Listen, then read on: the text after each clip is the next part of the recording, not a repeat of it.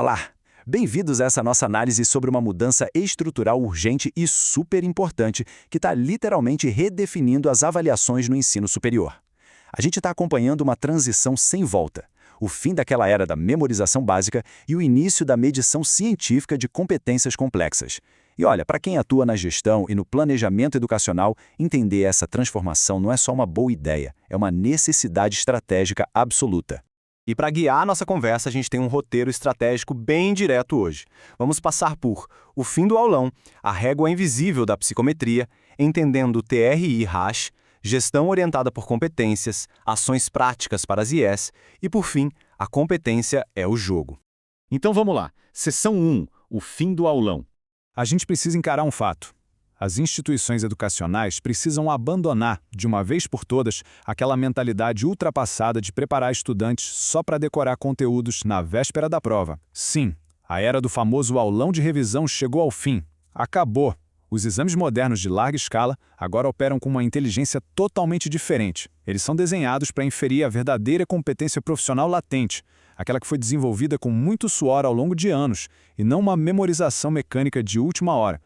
Isso fica muito, mas muito claro quando a gente olha para as novas avaliações nacionais, tipo o ENAD na medicina e a PND, que é a Prova Nacional de Concursos para Docentes. Esses instrumentos novos exigem uma transformação completa na forma como os resultados educacionais são alcançados e gerenciados pelas instituições. O sucesso aqui, gente, não nasce do improviso, não tem atalho. Ele nasce de uma governança formativa contínua. O que nos leva à nossa seção 2, a régua invisível da psicometria. A base de toda essa revolução é a psicometria. Vamos pensar nela como uma régua invisível. Pensa bem, se a gente quer medir a altura física de alguém, é fácil, basta pegar uma fita métrica, certo? Mas e para medir características latentes que ficam lá escondidas, tipo o raciocínio clínico de um futuro médico ou a capacidade de gestão de um professor? É aí que a psicometria entra em campo. Ela usa modelos estatísticos hiperavançados para atribuir um valor científico e exato para esses traços supercomplexos. E na prática, essa ciência serve a 4 propósitos que são críticos.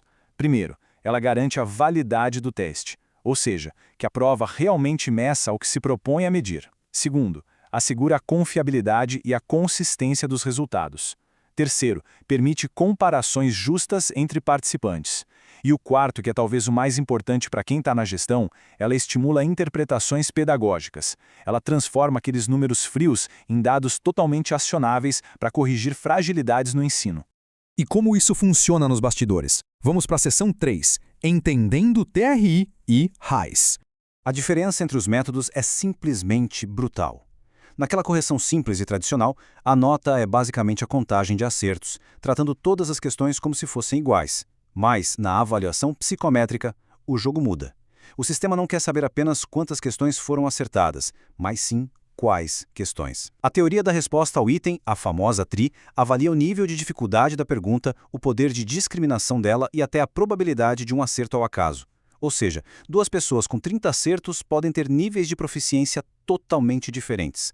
Vamos colocar isso em perspectiva com um exemplo real. No ENAB 2025, o INEP informou o uso do modelo de Hash, que é um modelo da TI, junto com o método de Angoff. Basicamente, os especialistas definiram o que se espera de um médico minimamente proficiente e a estatística transportou isso para uma nota de corte cirúrgica. 60 pontos na escala. Atenção, não é simplesmente tirar um 6 numa provinha escolar, não. É alcançar o padrão proficiente dentro de uma escala técnica altamente calibrada. É exatamente essa metodologia tão específica que garante a justiça técnica. Por exemplo, se uma prova tem uma reaplicação no meio do ano com um caderno de questões totalmente diferente, a TRI e as técnicas de equalização garantem que os resultados continuem sendo comparáveis. Sem a psicometria, convenhamos, qualquer mudança de caderno geraria uma chuva de suspeitas de favorecimento. Mas a matemática garante que a régua seja a mesma para todo mundo. Bom, avançando para a seção 4, gestão orientada por competências. Diante de uma tecnologia de avaliação tão avançada, como as instituições precisam adaptar a própria gestão interna? Olha, o foco precisa mudar radicalmente. É hora de abandonar de vez a lógica de só fazer uma preparação para a prova ou ter aquele currículo ornamental, sabe? Aquele que é cheio de competências no papel, mas que na sala de aula só exige memorização. As IES precisam assumir a gestão de competências demonstráveis. As avaliações internas têm que refletir o mundo real, focando em resolução situacional de problemas e exigindo análise, julgamento e tomada de decisão, seja clínica ou pedagógica.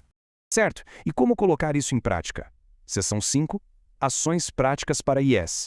Para facilitar essa mudança, que é gigantesca, o material de origem detalha 12 ações esperadas da gestão institucional, divididas em fases. A fase 1 é puramente sobre fundações. Começa com algo essencial, traduzir a matriz de referência oficial. A instituição precisa saber exatamente onde cada competência exigida nacionalmente está sendo ensinada e avaliada no seu próprio currículo. A partir daí, é fundamental qualificar os sistemas de avaliação interna e criar um banco institucional de itens com questões que realmente meçam o raciocínio.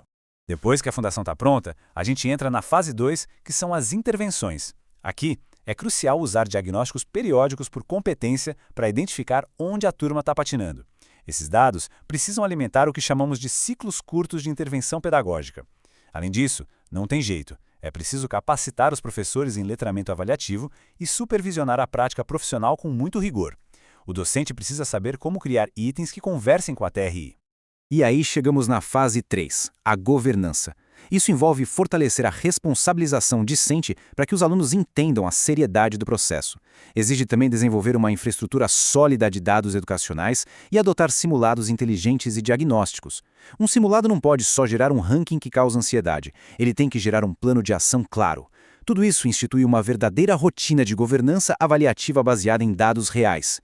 Cultivar essa cultura de governança avaliativa é o que garante que o bom resultado não seja fruto da sorte ou de um mero verniz matemático. A estatística mais perfeita do mundo não salva uma prova mal construída internamente. O sucesso, no fim das contas, vem dessa cadeia super coerente de alinhamento curricular contínuo e intervenções feitas no momento exato.